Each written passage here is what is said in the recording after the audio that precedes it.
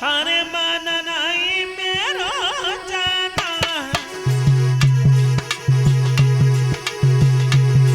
सन्यासी तुम्हारे माननाई मेरो जाना सन्यासी तुम्हारे करी डालो या पाओ माननाई मेरो जानो सन्यासी तूने माननाई मेरो जानो सन्यासी तूने करी डालो या पाओ। खड़े हैं लेकिन सोच रहे हैं तुमने हमारा इतना बड़ा अपमान किया है तो हम तुम्हारा सम्मान नहीं करेंगे, हम भी तुम्हारा अपमान करेंगे। अरे मैं यहाँ का सम्राट राजा हूं, तो तुमने हमें देख करके आंखें बंद कर ली। माननाई मेरो जाना सन्यासी तुम्हारी करी डालो या पाओ माननाई मेरो जानो सन्यासी तूने माननाई मेरो जानो सन्यासी तूने करी डालो या पाओ। सोचने लगे हैं कर डालो ये अपमान नहीं मेरी इज्जत कीनी हमको या मत देखे बंदया आंखें कर लीनी रे तुम पूरे संता खंडी अरे पाले बैठे ढोंग लग रहे हो पूरे पाखंडी। अरे माननाई मेरो जाना सन्यासी तुम्हारे करी डालो या पाओ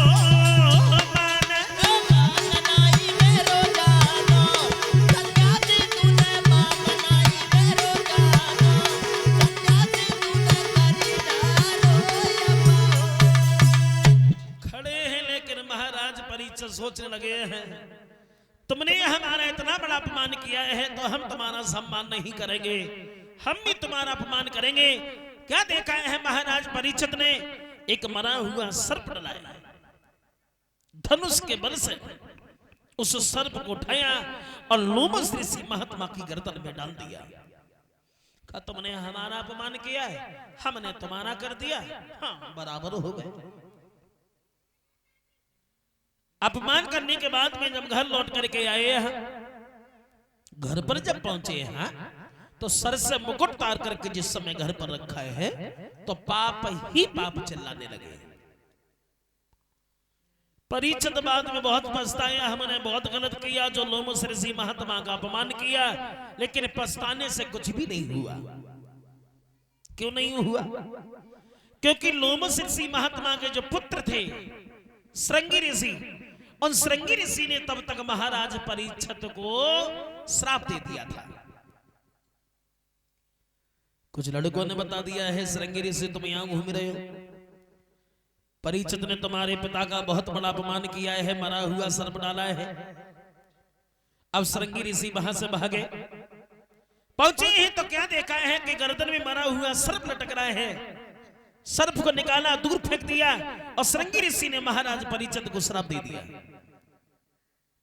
का परीक्षित जिस राजा के घमंड में आकर के तुमने हमारे पिता का अपमान किया है, हर ये मरा हुआ सर्प डाला है, ध्यान रहे आज के 7वें दिन ये सर्प जीवित होगा, तुम्हें डस लेगा जिससे तुम्हारी मौत हो जाएगी। लोमस ऋषि महात्मा की जब आंखें खुली हैं, श्रृंगी ऋषि बोले हैं पिताजी परीक्षित ने तुम्हारा बहुत बड़ा अपमान किया है, मरा हुआ सर्प डाला था और हमने परीक्षित को श्राप दे दिया, आज के 7वें दिन महाराज परीक्षित की मौत हो जाएगी। लोमस ऋषि महात्मा बोले हैं बेटा तुमने बहुत गलत किया।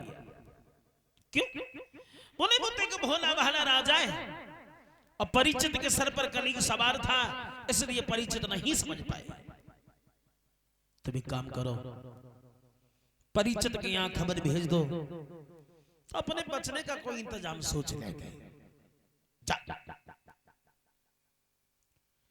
परीक्षित के यहां जब खबर भेजी गई कि आज के 7वें दिन मौत हो जाएगी, तो थोड़ी देर होश नहीं रहा कि हम खड़े का होश नहीं रहा।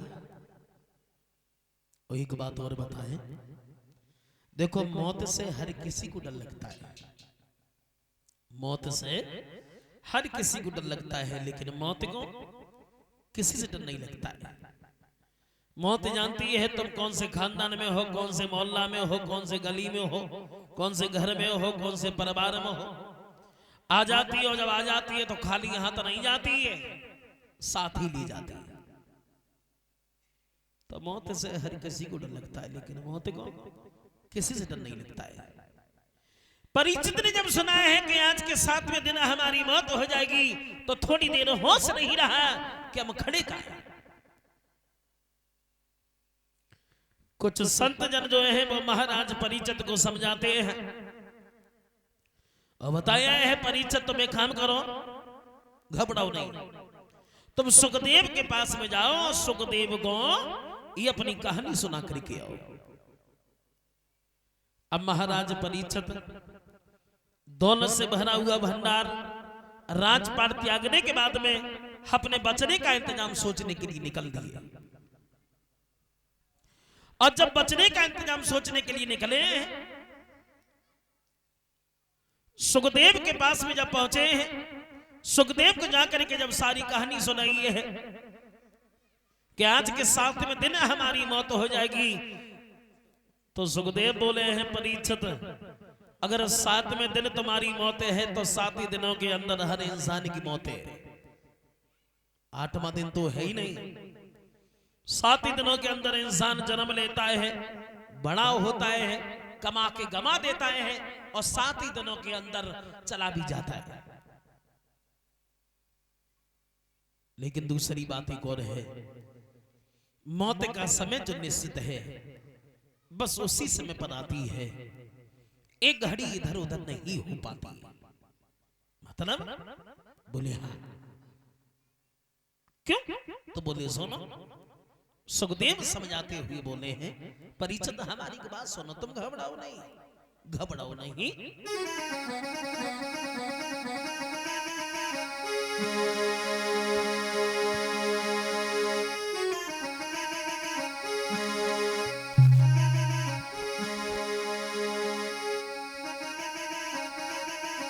कि मौत का समय जो निश्चित है, हर बसी उसी समय पर आएगी।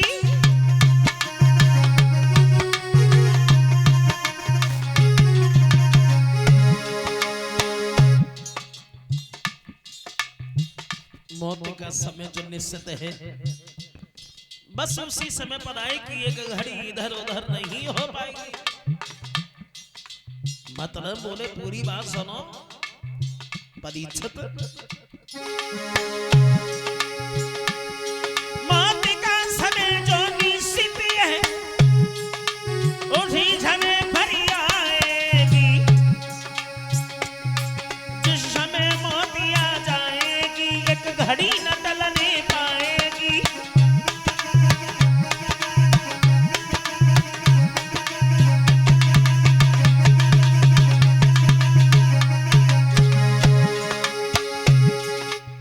लेकिन दूसरी बात एक और सुनो,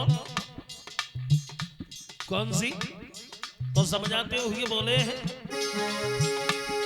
बैठी है दुनिया कमर कसे, बैठी है दुनिया कमर कसे, बस चलने की तैयारी है। वो बिना कहे ही चल देता, जिसके चलने की बारी है।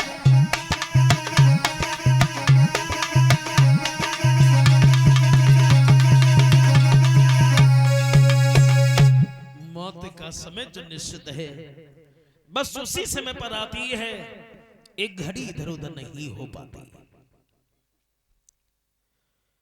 लेकिन तुम अगर ज्यादा परेशान हो, हैरान हो, दुखी हो, तो घबराओ नहीं। हम तुम्हें अमरनाथ की अमर कथा सुनाएंगे जिससे तुम्हारा उद्धार होगा। वो सुखदेव महाराज परीक्षित को धैर्य धारण कराते हैं, समझाते हैं का घबराओ नहीं।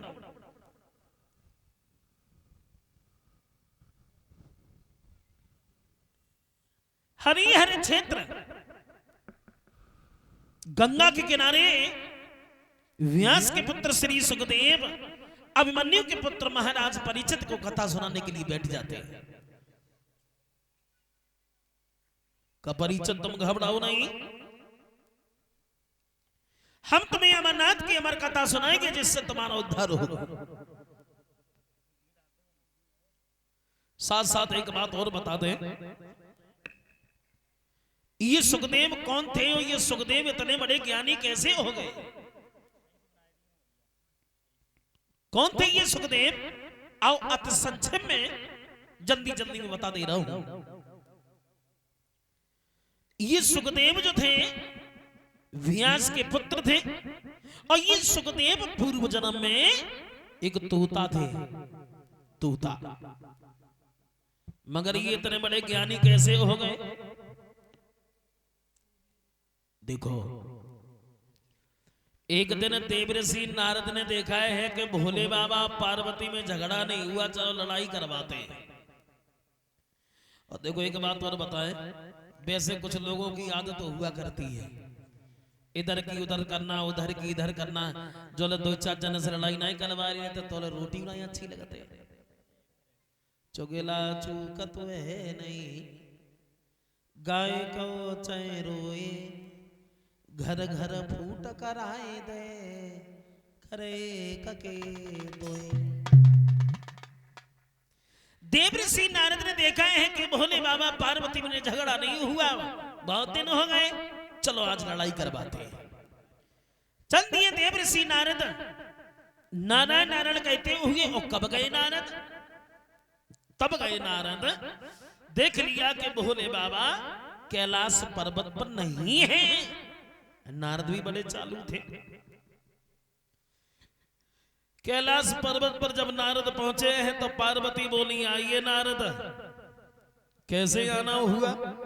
नारद बोले, भोले बाबा हैं क्या? पार्वती बोली, नारद भोले बाबा तो नहीं है। नहीं है? बोले नहीं है। तो कोई बात नहीं, मैं जा रहे हैं। पार्वती बोली, नारद तुम आए और धीरे से चल दिए, क्यों आए? ये बात हमारे दिमाग में नहीं आई। देव ऋषि नारद बोले हैं, हम एक सवाल लेकर के आए और भोले बाबा नहीं है, तो कोई बात नहीं, मैं जा रहा हूं। पार्वती बोली, नारद सवाल लेकर के आए हो? कैसा सवाल लेकर के आए हो? देव ऋषि नारद बोले, चलो कोई बात ना, कोई बात ना, भोले बाबा नहीं है तो कोई बात ना, तो बोले की पत्नी हो। हाँ चलो तुम ही हमें बताओ, क्या पूछो? देव ऋषि नारद बोले, सवाल ये है कि भोले बाबा जो अपने गर्दन में मुंडों का हार पहने हैं, जिसमें सिर ही सिर नजर आ रहे हैं, और ये सब सिर किसके? जो इतने शब्द पार्वती ने सुने तो पार्वती तो खड़ी की खड़ी रह गई। पार्वती बोली है, नारद ये बात तो मैंने भोले बाबा से कभी नहीं पूछी, और तुम जाओ, भोले बाबा जब आएंगे हम उनसे यही सवाल करेंगे। अब जाओ। अब रोई की ढेरी में चिंगारी लगाने के बाद नारद धीरे से निकले आए। संध्या जब भई, भोले बाबा कैलाश पर्वत पर पहुंचे हैं तो पार्वती ने रोटी तक की नहीं बूझी, वही सवाल परोस दिया। भोला, एक बात हम तुमसे पूछना चाहती हूँ। हाँ कहो। ये अपने गर्दन में जो मुंडों का हार पहने हो, जिसमें सिर ही से नजर आ रहे हैं, ये सब सिर किसके? जो इतने शब्द भोले बाबा ने सुने तो भोले बाबा सोचने लगे हैं कि मालूम पड़ता है कि नारद की फेरी लग गई। मालूम पड़ता है कि देव ऋषि नारद घूम गए। भोले बाबा बोले, पार्वती तुम्हें इससे क्या मतलब है? हमें भूख लगी है, खाने के लिए भोजन दे दो। पार्वती बोली, प्रभु हम नहीं मानेंगे, हमें ये बताओ ये सब सिर किसके हैं? अब पार्वती तो जिद ठानेगी, और जब जिद ठानेगी तो भोले बाबा सोचने लगे हैं, पार्वती हम तुम्हें बता तो देंगे लेकिन तुम्हें बहुत बड़ा कष्ट होगा। कष्ट? हाँ, नहीं मानती हो तो सुनो, ये जितने सिर तुम हमारी गर्दन में देख रही हो, ये सब सिर तुम्हारे हैं। हमारे? हाँ तुम्हारे। तुम मरती रहती हो, तुम्हारा जन्म होता रहता है, और ये सब सिर तुम्हारी है। जो इतने शब्द पार्वती ने सुने, पार्वती बोली प्रभु मैं मरना नहीं चाहती, हमें मरने से बड़ा डर लगता है, मैं अमर होना चाहती है, हमें अमर कर लो। भोले बाबा बोले ऐसे अमर नहीं होगी, हम तुम्हें कथा सुनाएंगे जिससे तुम्हारा उद्धार होगा। का ठीक। अब भोले बाबा ने अग्नि से आदेश किया है कि जंगल को जाकर के खाली करो, पार्वती को हम कथा सुनाएंगे। वन में जब अग्नि पहुंची है, पशु-पक्षी को जला जला करके भगा दिया।